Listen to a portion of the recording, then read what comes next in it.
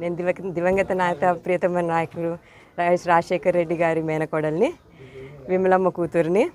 ఇక్కడ వైఎస్ అవినాష్ రెడ్డి కోసము, రాచమల్లి శివప్రసాద్ అన్న కోసము ఇక్కడ ప్రొద్దుటూరులో క్యాంపెయినింగ్కి వచ్చినాము. ఇక్కడ గత 3 రోజుల నుంచి తిరుగుతున్నాం ప్రొద్దుటూరులో.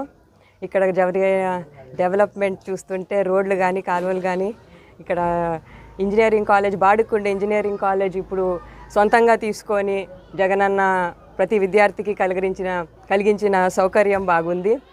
మరి 24 ఇళ్ల పట్టాలు ఇచ్చున్నారు ప్రతి మనిషికి. ఇక్కడ 24,000 ఇళ్ల పట్టాలు. మరి ప్రతి ఇంటికి సంక్షేమ పథకాలు అందుతున్నాయి. ప్రతి వృద్ధుడు కానీ, చిన్నారి కానీ, చేనేత కానీ, కుమ్మరి కానీ ఎంతో హర్షం వ్యక్తం చేస్తున్నారు. జగనన్న వల్ల మా జీవితాలు మెరుగుపడినాయని ప్రతి విద్యార్థి కూడా అమ్మఒడి పొందుతూ చాలా సంతోషంగా స్కూల్కి వెళ్తున్నారు. ఇదంతా చూస్తుంటే జగనన్నే మళ్ళీ వస్తాడని మాకు చాలా ఖాయంగా ఉంది.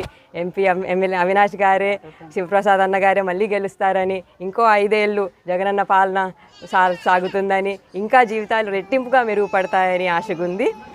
ఇక్కడ ప్రజలు కూడా అదే వ్యక్తం చేస్తున్నారు. ఇక్కడ 3వ వార్డులో తిరుగుతూ ప్రతి మనిషికి, ప్రొద్దుటూరులో ఉండే అందరికీ విజ్ఞప్తి చేస్తున్నాము.